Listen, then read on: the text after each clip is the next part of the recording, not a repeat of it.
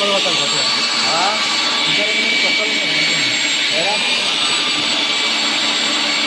కొత్తగా అంటారా ఇంకేనా 4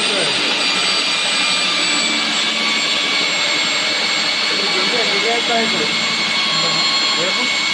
అది ఇది వచ్చినాడు అవి కొడతాం ఇది కొట్టాలి